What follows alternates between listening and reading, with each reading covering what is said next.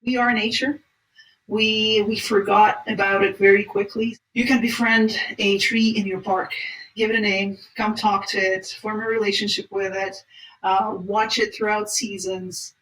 People who have this relationship not only with wild nature but with green spaces in general tend to have significantly higher quality of life and better health outcomes. So put your shoes on, get out there, befriend a tree, go on a walk. You will benefit from it in every possible sense.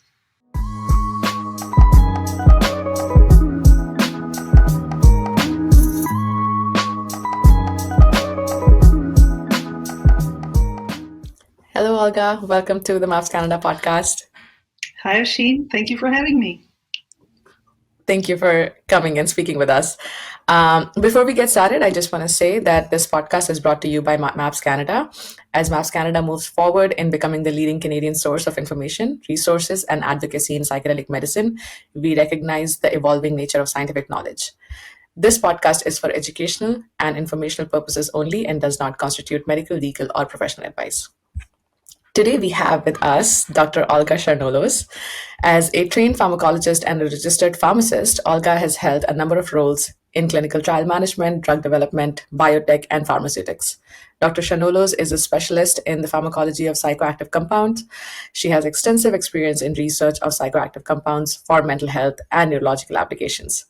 She has developed a program for continued medical education in psychedelic medicine, and she's also a scientific advisor to psychedelic studies research group at University of Toronto. She is also an adjunct professor at the University of Ottawa, where she teaches neuroscience of psychedelics and has authored a number of original research articles and written this wonderful book that we're going to speak about today. I'm going to take the pencil out, called Psychedelics A to Z. I love this book. It's richly illustrated and it's brimming with insight. This book offers a balanced perspective on how these tools can be used for healing, creativity, and spiritual growth. Um, yeah, thank you so much for sending me this book and yeah, having giving me the pleasure to read this book. It's really nice. I am glad you liked it. Yeah, I love it, and it's so like helpful. Like the table of content itself is just like the way you have marked everything down, and each question, like it's I can just read the table of contents and just go to the topic that I wanna know more about.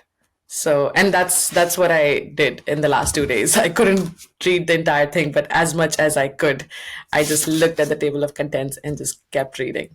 Super. And I like that about this book that you can go through it all, or you can go through chapter by chapter, or you can even go to these little bits, and it will provide you with information that's interesting and hopefully useful. Yeah, yeah, exactly. Before we get into your book, I was listening to your podcast on Maps Canada, like the last time you came here, and you were talking about you carrying out research, PTSD research for Ukrainian war veterans and refugees, I think. Um, and I was wondering, like, what stage are those clinical trials at? And if you want to just give us an update, especially with what is happening right now, I was just wondering if we should speak about it.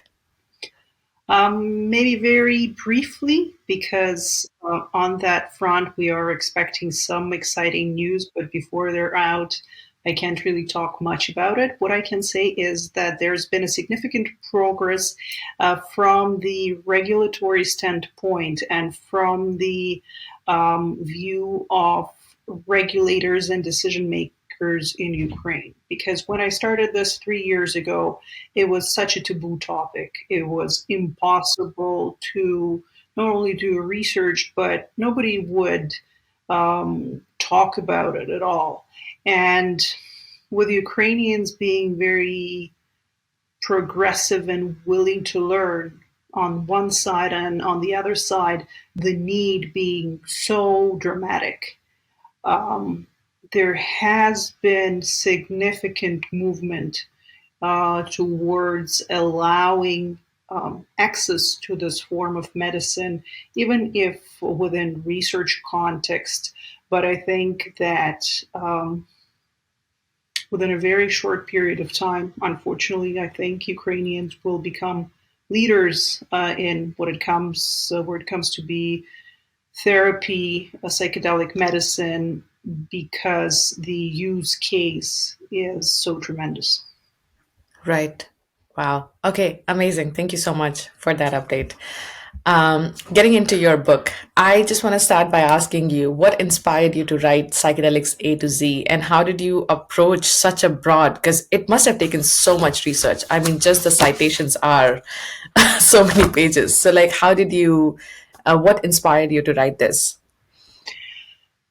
I've been working in this field, I wouldn't say for a long time, but I'm a trained neuropsychopharmacologist, so I've been trained specifically for this niche, you could say. And within the niche, I've been working for a while now. And having worked with industry, with clinical trials, having taught to the graduate students at U Ottawa, I thought, you know what, I have so much of this information and it seems to be, so topical and on everybody's mind.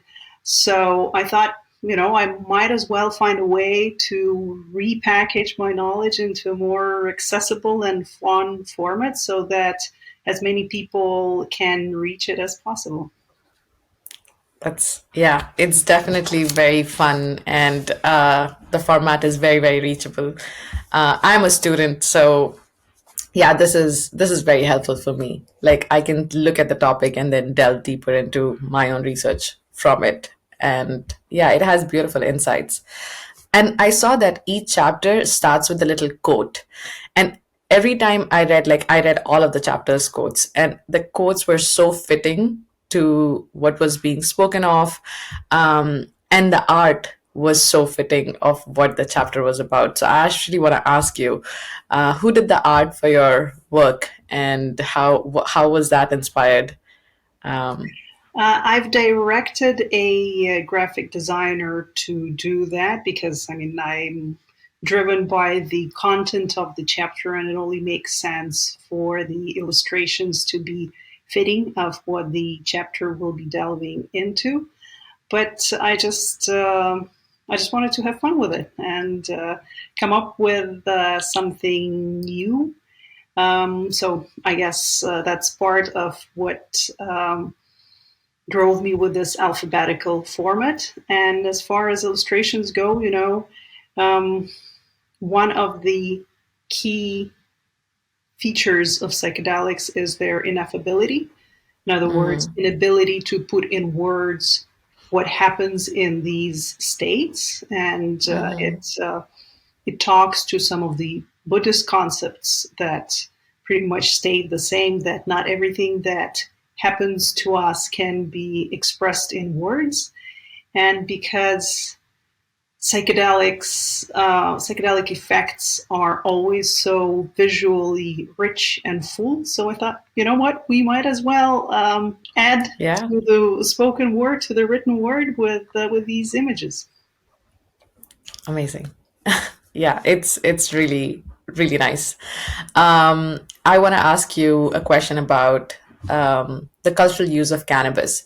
So, as I was telling you before we started our podcast, that it's Holi in India, which is a festival of spring, celebrating spring and colors, and cannabis has been a part of that throughout the history, where we make this drink called bhang, which is basically a drink made out of cannabis, and everybody drinks it and then enjoys it. And that's the only thing which is still legal. There are like government cannabis shops that sell those, but cannabis is actually illegal in India. Um, and when I was reading your book, I saw that you had taken the Indian like history, and you were speaking about cannabis and how you were calling it amrit, which means elixir, and how Shiva used it and so many other deity used it. And I wanted to ask you, like, how do you see its historical influence, historical use influencing the modern therapeutic applications of cannabis? It's surprising.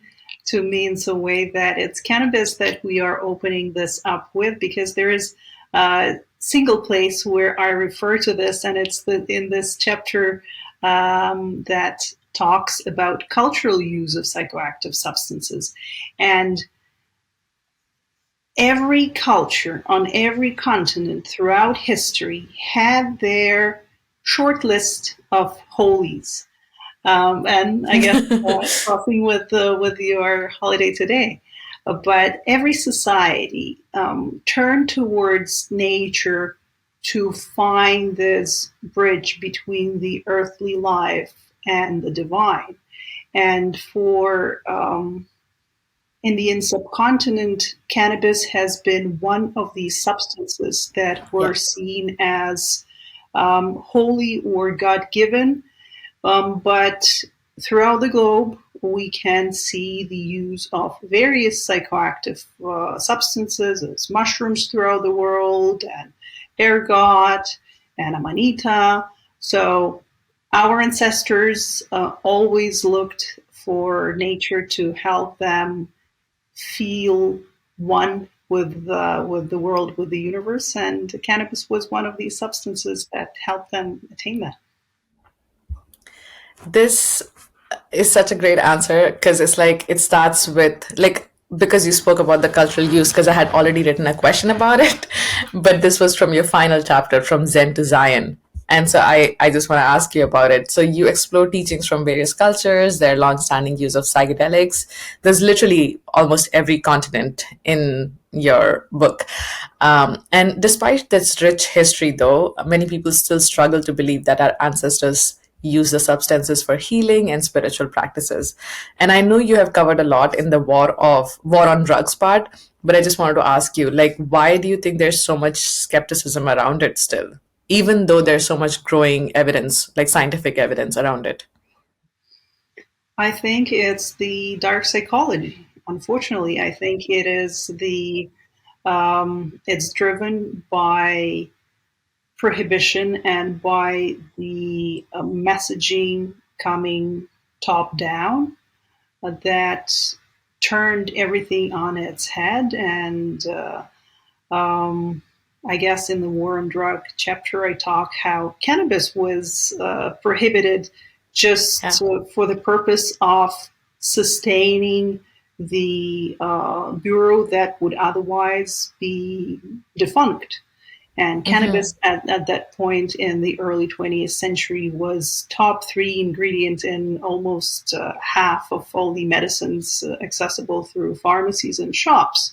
So it was a widely used medical compound, not even talking about the cultural use, but even within medicinal community, it was recognized and widely used. And still, um, the establishment managed to, if you wish, brainwash the population and drive the fear based messaging so that within a very short period of time, the cultural baggage attached to it by the establishment sunk all the goodness that our ancestors and just prior generations have been so accustomed to.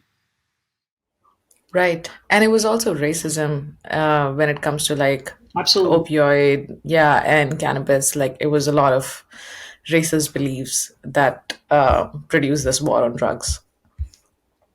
Thank you for that answer.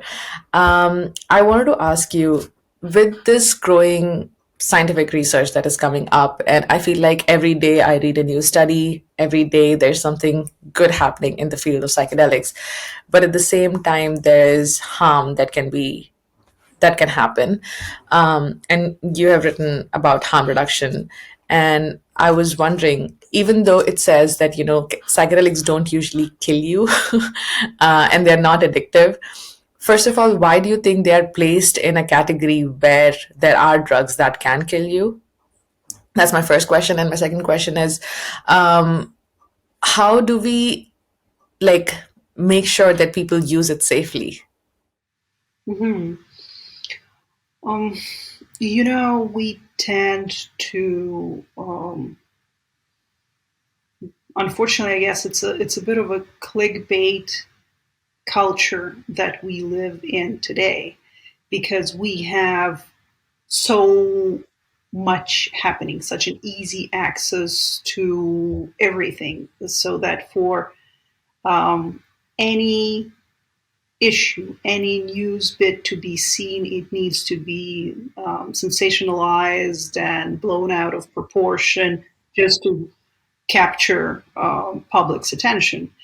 And I think what is happening with psychedelics today is a little bit falling victim to the same narrative Mm, because it seems like we are going from they're horrible, never touch them, just say no, to psychedelics can help you with anything and everything, whatever's happening in your life, whatever you may be suffering from, wherever you might be coming from, whoever you might be, that's the answer. And it's never as simple as that. So, this black and white messaging is quite harmful. And I think one of the ways we can ensure harm reduction is by being balanced and open about all the sides of this very complex subject. And yes, you mentioned that inherently psychedelics are very safe substances from the physiological whole body standpoint. But of course, nothing is perfect. If you drink too much water too fast, you'll die. So yeah. we need to be balanced in how we present information without falling too far in one direction or another. And you're going back to your question of why psychedelics are scheduled the way they are, placed on the Mm, same list as heroin and substances like that, substances that are said to not have any medicinal potential and be harmful to health. Whereas with psychedelics, we clearly have tremendous therapeutic potential, and also these are safe substances. So I guess the answer to why question is it was politically and not scientifically driven. It is something that I guess I talk in the chapter W war yeah. on drugs, Yes. where it was a bit of bad luck and bad timing with the Mm, um, counterculture movements co-occurring with the Vietnam War in the U.S. and the establishment seeing drugs that can promote you to think differently as being inherently dangerous, especially in the geopolitical situation that they were at that point. But I guess psychedelic community needs to take a bit of the blame for it as well because um, it got out of hand, I guess, at yeah. that point a little bit too. So again, we need to be balanced, and hopefully, following this path, we can finally bring these drugs out of the shadows and into therapeutic context because there are so many patients who could be helped by these drugs who are not finding respite from whatever they might be feeling from today. Right. Yeah. Yeah, that is so informative. And also, when you speak about balance, a lot of the times these days, I've been noticing that people are purifying the drugs, even the psychedelics. Like, there is psilocybin pills available, which is basically purified form of psilocybin and not the mushroom itself. And it's happening with other drugs as well. And I know you wrote a little bit about the purification and how it causes crisis, like in BC, like that's where I live. There's such a bad fentanyl crisis here right now, and it's because of the purification of morphine to heroin, and it's just the worst. And it's causing a lot of people to OD, unfortunately, and the number of deaths are really high. So what is your view on using psychedelics in purified forms? You know what? I'm putting on my pharmacist and pharmacologist hat on here. Okay. I'm not a person who would be saying that anything synthetic is bad and everything natural is good, because nature doesn't care about us. It will Mm-hmm. kill you with a variety of substances that you can find on your nature walk. Um, we tend to think that if it is natural, it means that it is safe and effective, and it's not the case. We need to strive to use substances that are pure and we know what's in them. What is killing people in BC and throughout North America today, it's not driven by the purity of the substances that people find on the street. Um, this crisis is driven by systemic issues and mental health crisis rather than opioid crisis. So we tend to look at the um, end point of this complex issue, but it is far more complex than that. So if we were to say just go harvest poppies and collect opium from there and you'll be good, we won't be solving any issues. Mm, Um, Legalization in whatever form it takes place is very beneficial, because when people purchase something legally, it can be traced and the quality control issue measures are in place. Whereas when you are sourcing something illegally, there is no one you can go back to if things don't go as planned. So to me, it's not a natural versus synthetic. It is a legal versus illegal and the quality control issue. I see. And with psychedelics, for many substances, for instance, mescaline. So we have cultural and ecological crises today because some of these substances have become so popular that cultures for whom it is ancestral and cultural use, they cannot obtain these substances because Yeah. of the market driven factors, number one. And Mm-hmm. number two, the ecosphere of these natural substances is endangered through the boom in market interest. So in Mm-hmm. this case, synthesizing these substances is actually a good thing, if you ask me. Yeah, like in your chapter in ayahuasca, you had written beautifully about how it's a wine and a root that Mhm. comes together. And I was reading this paper, or was it a documentary about ayahuasca? And they were talking about how we shouldn't purify ayahuasca, but we should use it from the wine and the root, Mhm. because even the purging is helpful. Because, like, they say it's not just the emotional purging, but the physical purging as well, which is really helpful. And that's when I get a little confused on, should there be a pill which is a purified form of ayahuasca without any contamination and that doesn't Mhm. make you throw up, you know?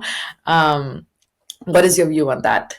It is so interesting. Just yesterday, I was talking with one of my students who's writing a paper on specifically this very question, and he was like, "I think that the Oh, dosage is not only a unwanted side effect, but there are beneficial, even physiological aspects to that. It's a vagus nerve stimulation, and so on and so forth.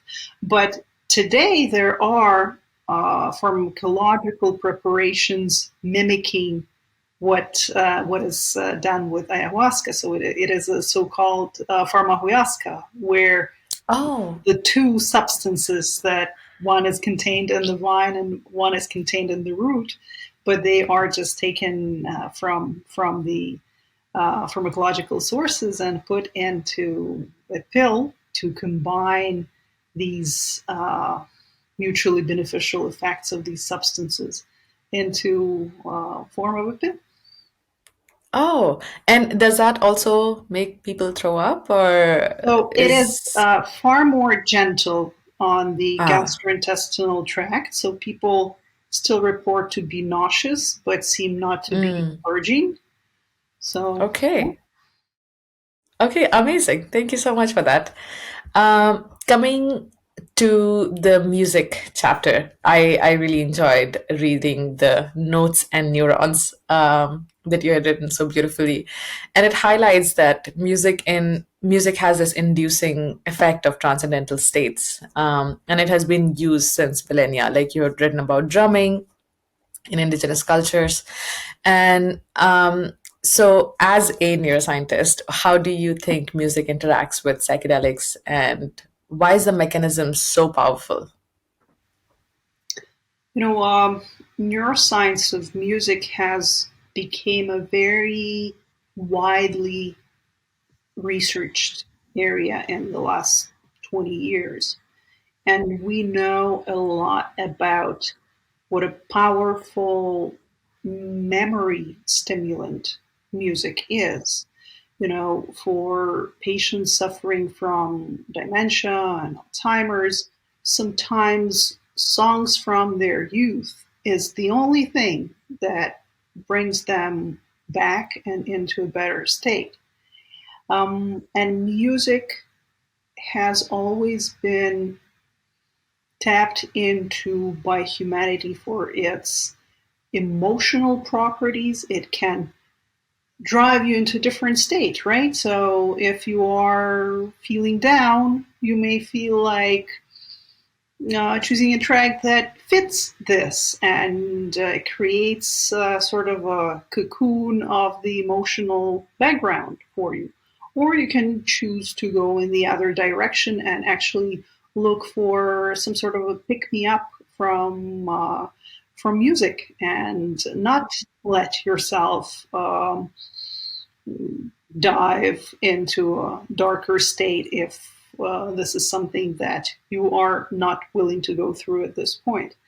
And with psychedelics, I think there is a convergence on many mechanisms, including these emotional aspects of music influences on us.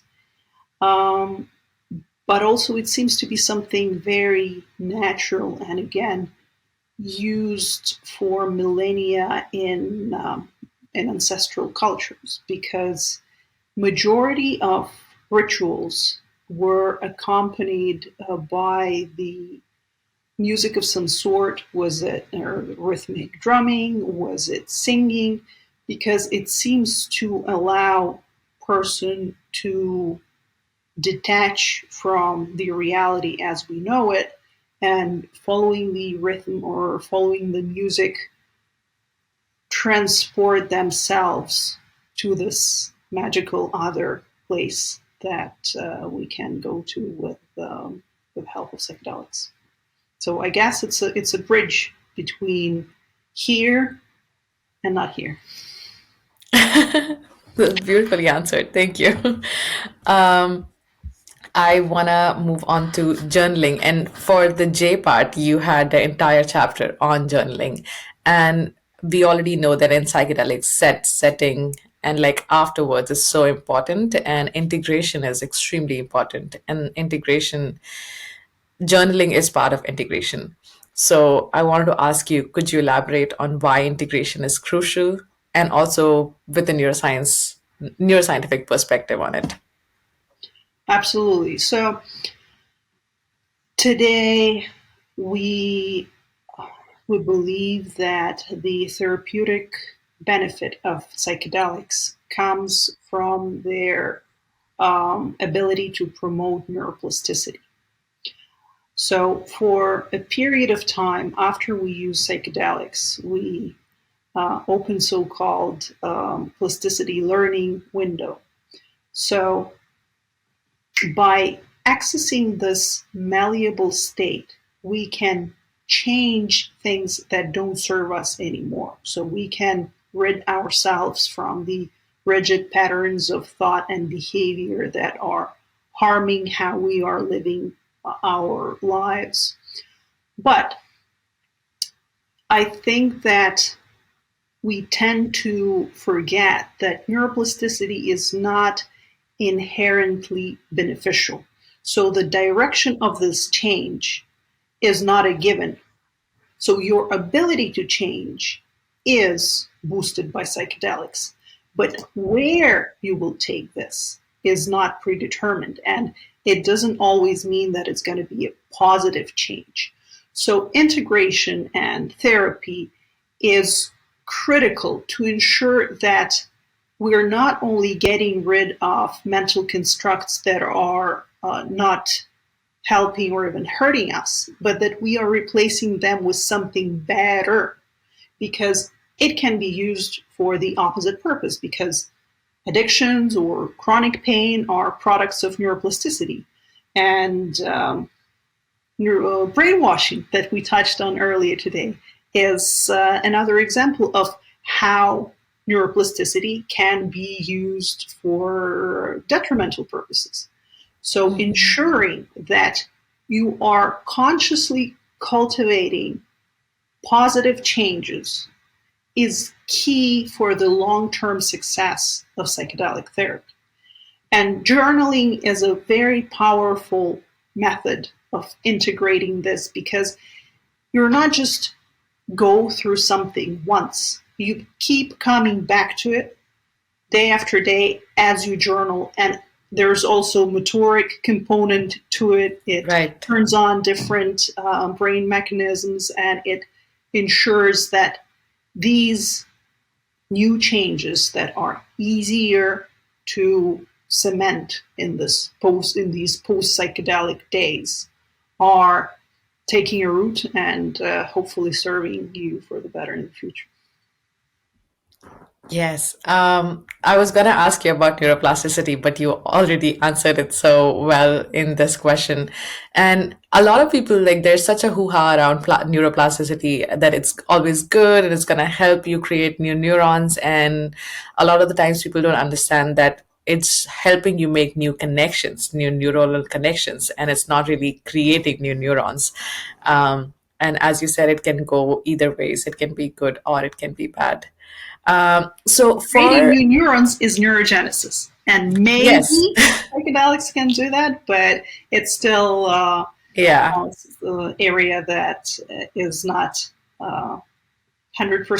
But hmm, new neurons can, in an adult human brain, can only be formed in select areas of the brain, whereas neuroplasticity, or the connection between different parts of the brain, can happen throughout the brain. right. And for neurogenesis is a hippocampus, right? That's the Primarily, region that was primarily. yeah, Yeah. yeah. Um, yeah, so because we know that it can be bad a lot of the times when people take psychedelics at festivals and or in a setting where they're not really aware of the therapeutic benefits of psychedelics, what do you have to say? Like, let's say if you have to just tell people that psychedelics can be bad for you, sorry, or the critical period window afterwards is, it's called critical for a reason because it can really make or break your personality for the few like months or years. So what do you want to say to that for people taking psychedelics just for fun or in festivals? Go and have fun. Make sure that you are well prepared and you know that you'll be safe while under the effect. So try to be well rested, not mix it with other compounds.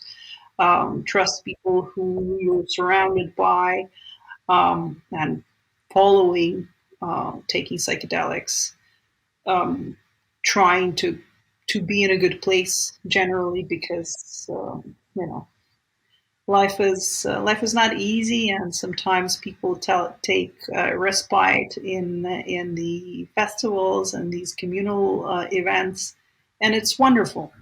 And we just Yeah. need to remember that afterwards we should remember to surround ourselves with goodness and positivity, and perhaps taking up journaling at that point would be a good idea.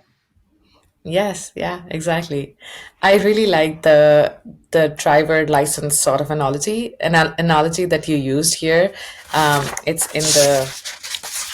It's under harm reduction. And is it okay if I read from your book?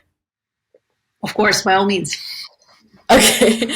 It says some voices in the psychedelic community even suggest a driver's license sort of analogy for legal access to psychedelics. Once of age, you go through the theory and trip under instructors' watch once. And if you pass, you are given a permit to use these substances on your own.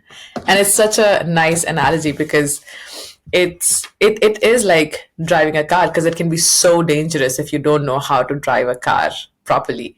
And if you're on a highway, like it can actually kill you or do real damage.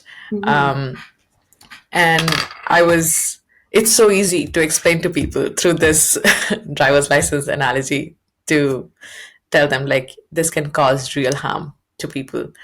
For the harm reduction, I know that you spoke about how there are post post hallucinogen perception disorder and existential distress and long term distress that can happen to people. I wanted to ask you, what's the percentage and why does this happen to just some people? And of course, in psychedelic studies, like clinical trials, we make sure that people with schizophrenia or like history of bipolar disorder and like mania, these people are already like not eligible for the studies. But then still, for some people, this happens. So yeah, I wanted to ask you about that. So it tends to happen more in the non-clinical context. And is it because people are screened for clinical purposes? I don't know. Or is it because how the substances are dosed in clinical and non-clinical scenarios?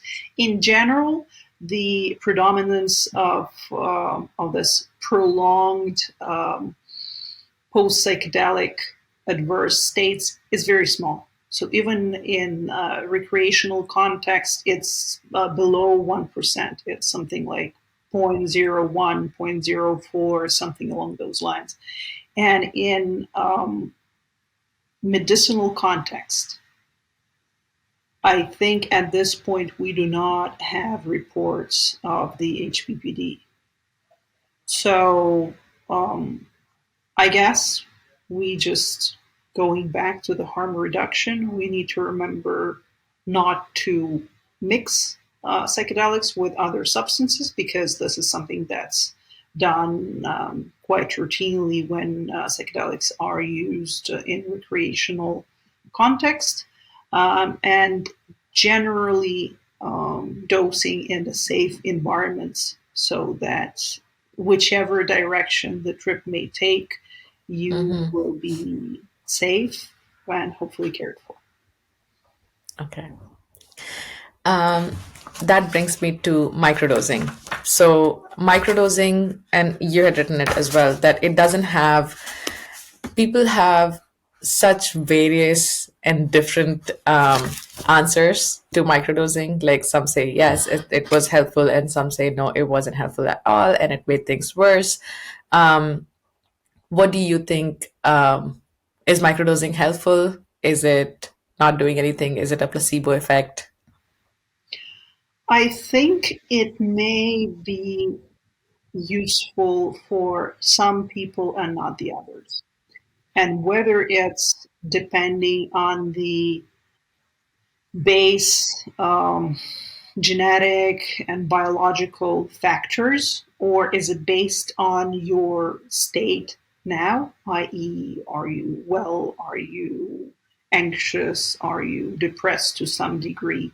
So I think that there is a use case scenario for microdosing, but I don't think, again, that it's a help all in every situation scenario.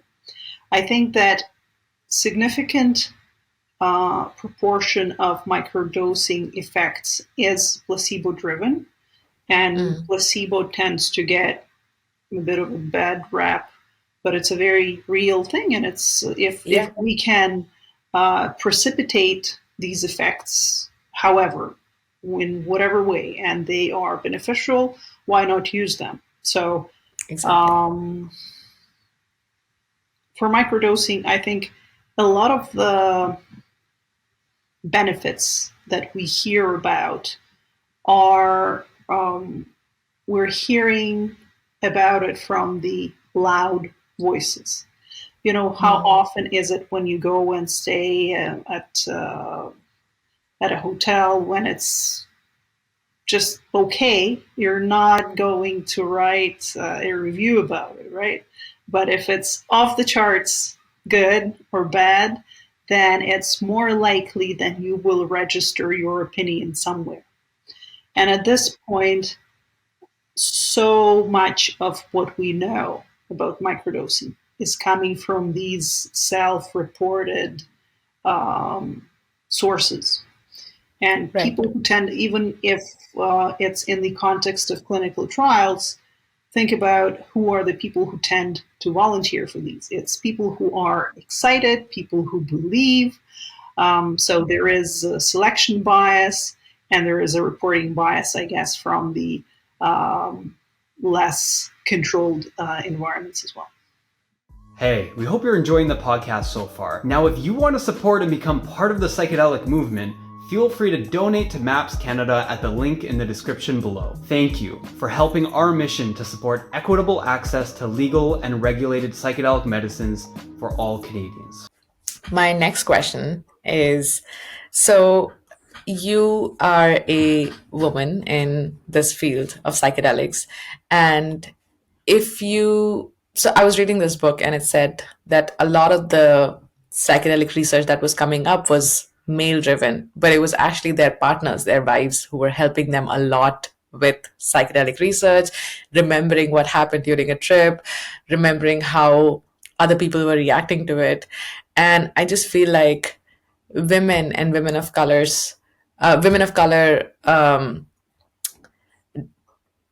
how do you how do I say that?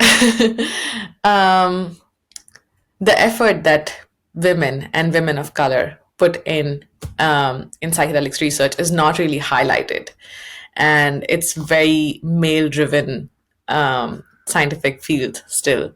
And you have written this beautiful book, and you're also a neuroscientist, and you're also doing psychedelics research. So I wanted to ask you your perspective. Like, are there any obstacles as a woman that you face, or like how is it being a woman in this field?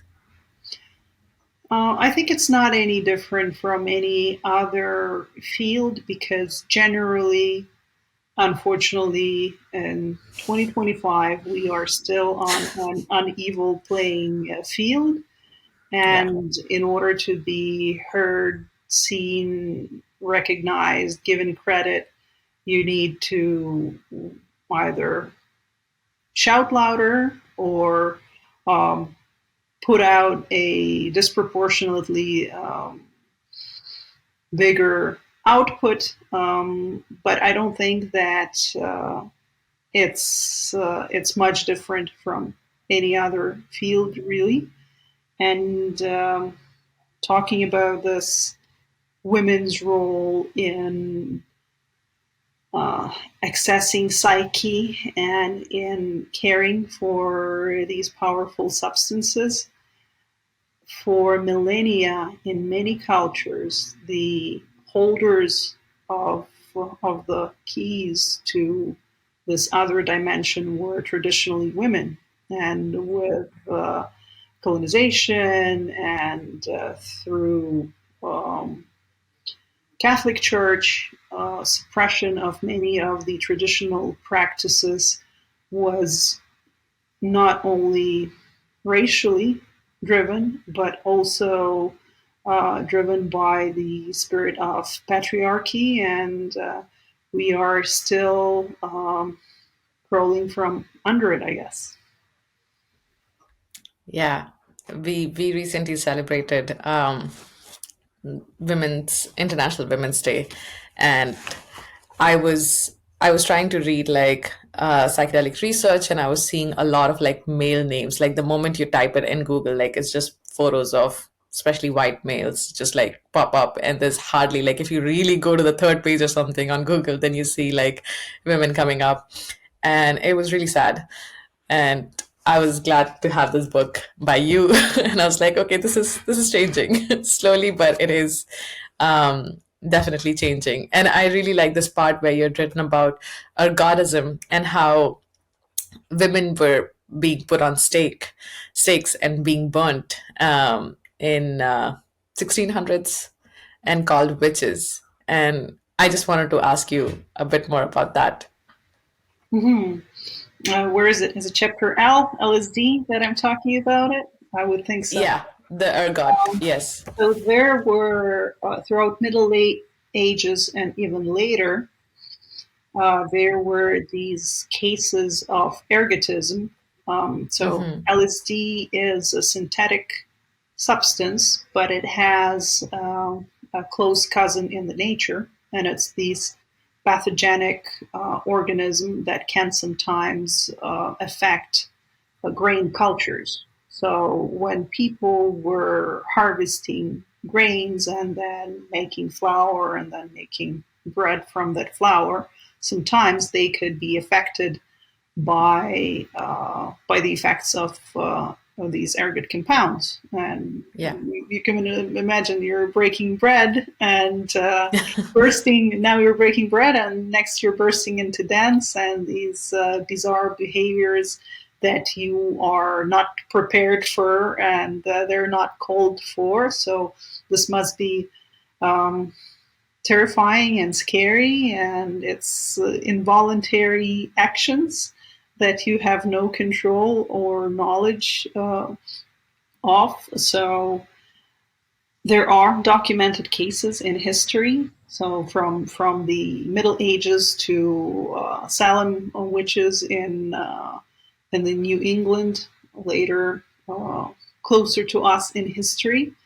And yeah, women tend to again be prosecuted more because I guess we are not hearing as much about the burned on the stake warlocks as we do about witches.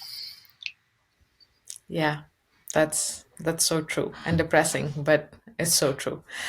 Um, thank you for that. I One of my last questions is throughout the book when you were discussing different psychedelics, be it MDMA, ibogaine, DMT, you speak about how it has so many different uses, like be it premenstrual dysphoria disorder or mood disorders or migraines and cluster headaches. Like there was everything in there. And how do you think, like again as a neuroscientist, like how are these compounds affecting in such deep way where they are helping with so many different disorders and diseases and chronic pain as well? Mm-hmm.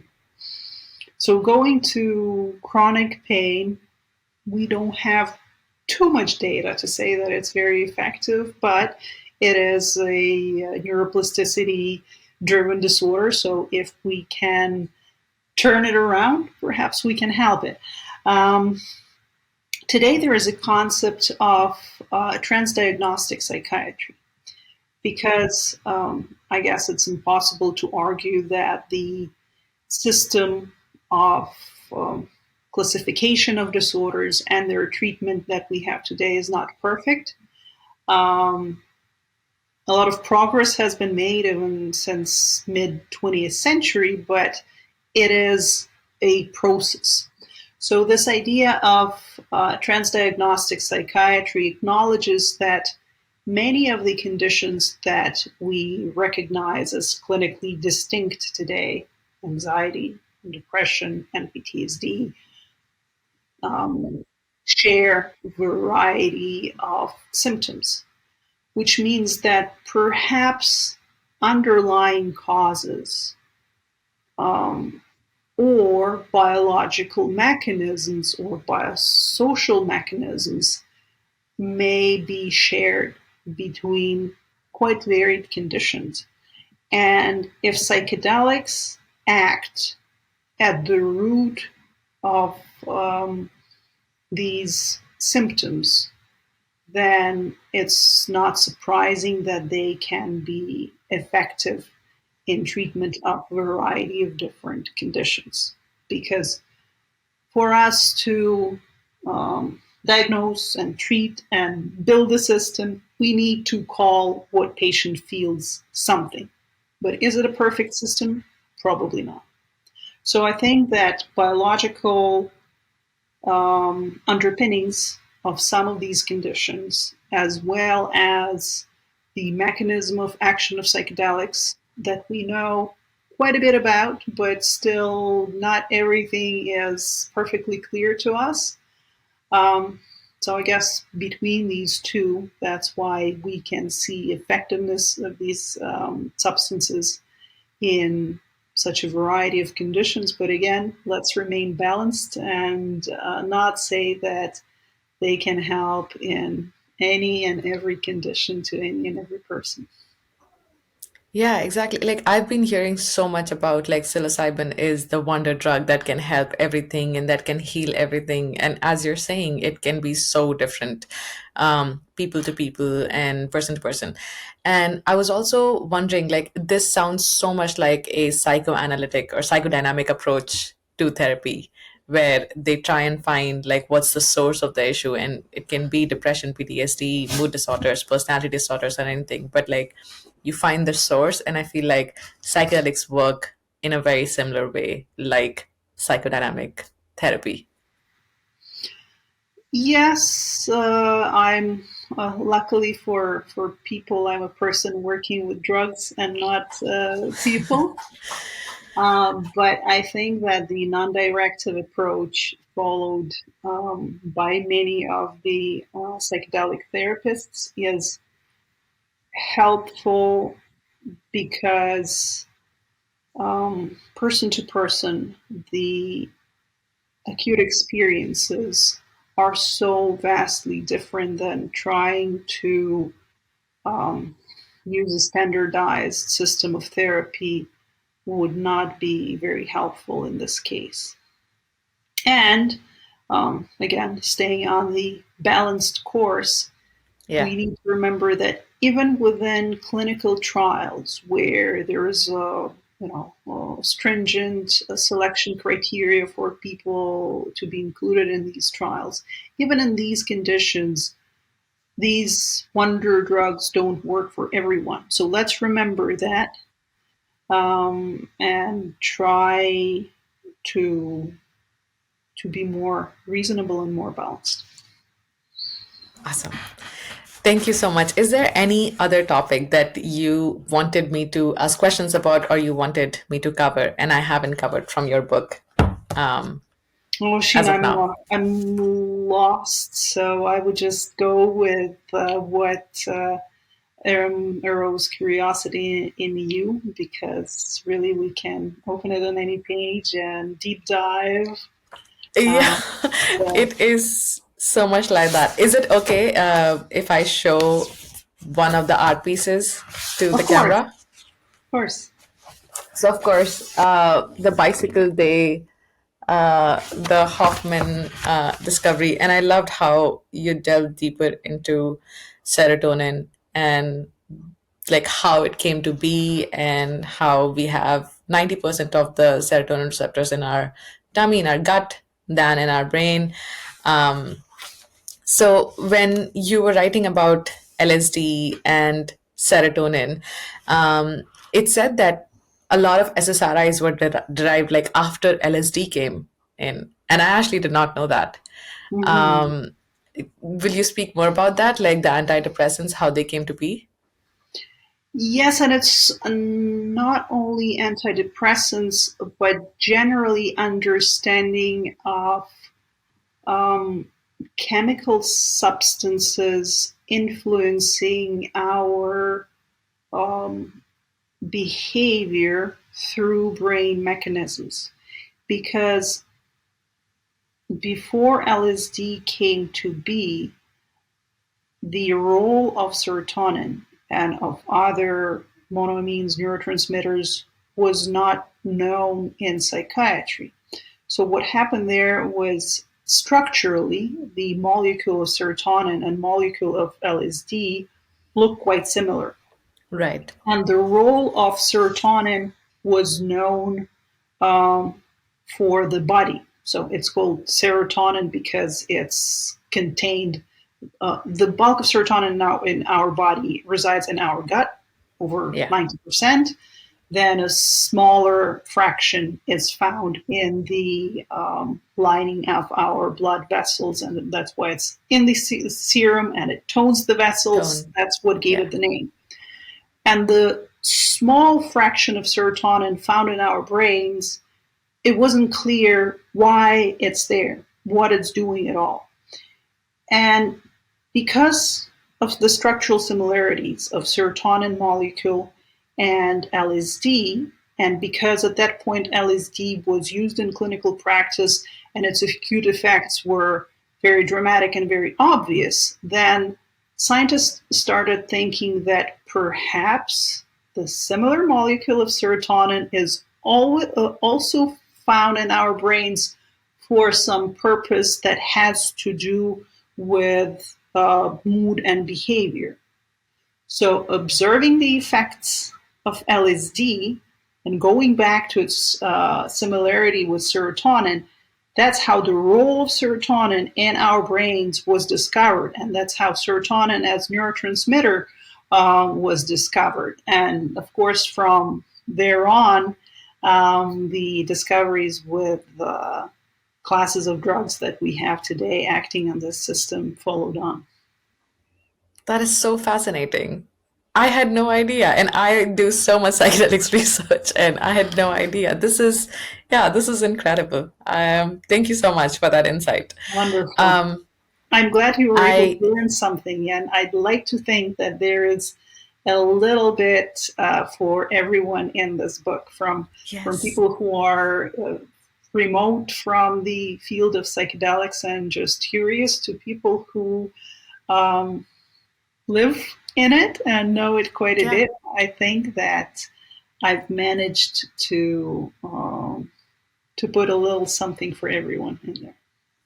And I completely agree. Like, this book is not just for researchers or students who are studying neuroscience or in psychedelics. Like, my partner, he's an accountant, and when he saw the book, he was like, "I want to read this book," because it's so, and it's also written very beautifully and very easy to understand. Like, a lot of the time, scientific research can have like a lot of heavy jargon, which is really difficult to understand. But this is yeah, very, very easy to understand. I want to ask one last question, and this is from the psilocybin chapter. And you had used this quote by Rosemary Gladster, which says, "The nature has enough spirit to transform our limited vision." And it's so beautiful, and especially for psilocybin, because a lot of the journeys that people have is of unity and coming together with earth and a sense of feeling, a sense of belonging, and all of that. And I wanted to ask you, like, without psychedelics, how nature, just nature, can help us in healing? Oh, you've got the right person with that question. Okay. I love being in nature. I'm in nature year round, and I'm blessed to be living in Canada. And Yes. in the so I walk in the nature year round, and in the winter I ski, and in the summer I swim in the lakes. And I I'm turning more and more towards the very real and such an underappreciated value of nature exposure. Because today there is very high quality research about benefits of nature exposure, not just for mental health, but for a variety Hmm. of whole body benefits, both in preventing certain clinical conditions and in treating them. So nature is we are nature. We forgot about it very quickly. So for 99.9% of our human existence, if we go back to hominids 2 million years ago, we've lived in nature. We are Yeah. nature. And in the last 100 years, we've drifted so far apart that now I'm reading about the negative feedback loop about people. Um, People are not being exposed to nature because it's not accessible, and because they are not being exposed, they are not seeking it, and they are treating it worse because it's not something that they encounter Yes. in their everyday lives. So um, I'm very grateful that I have access to nature. I cherish it, and I'm actually looking to research this deeper and develop this um, further, because benefits of nature exposure are immense for the whole person health. And it doesn't have to be, you can say, but I live in the city and I can't get to nature easily. I don't drive to go somewhere. You can befriend a tree in your park, give it a name, come talk to it, form a relationship with it, watch it throughout seasons. Um, People who have this relationship not only with wild nature but with green spaces in general tend to have significantly higher quality of life and better Yes. health outcomes. So put your shoes on, get out there, befriend a tree, go on a walk. You will benefit from it in every possible sense. Beautiful. And I resonate with whatever you're saying so much because I'm a fellow nature enthusiast. Like, I take my friends on these long walks to the Pacific Spirit Park, which I'm very grateful as a settler living on Musqueam land at UBC here. But the forest is like 5 minutes by walk from me.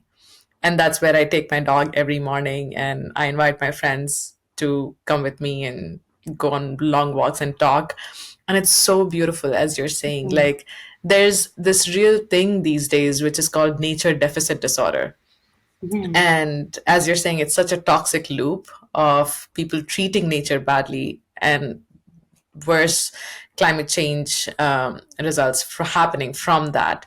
And I feel like psilocybin, there is some research about how psilocybin can help people be more aware of climate change and actually Mhm. help with climate change. But yeah, I'm really interested in what you're going to be researching on with nature and how it helps with so many things, just stress, blood pressure, anxiety, depression. Just take a walk and it helps with so Respiratory, many things. cardiovascular. Yeah, Exactly. And even the microbiome from the trees is good for our immunity. It boosts absolutely, our immunity. absolutely. So I think yeah, one it of the subchapters I have somewhere is called "From Egoism to Ecoism." So there you go. yeah. I saw the name. I haven't read it, but I think I'm gonna delve deep into it after this call. Sounds good. Thank you so much, Dr. Chernoloz, for coming to this podcast and for sending me this amazing book. And I want everybody to read it. It has a little bit for everybody, and this is the book. And I like that it's this way. Like, it's not like a regular book, but it's like something different. Like, I want to keep it on my coffee table and let people read it because it I looks pretty as well. appreciate you, Sheen. Thank you for giving me opportunity to come and talk about it. And I'm very excited that the book is finally out. And I absolutely encourage everyone to go grab it, read it. Let me know what you think. And I'm sure that everyone will find something for them in it. And again, bow and thank you for having me on today. It was a pleasure to talk to you.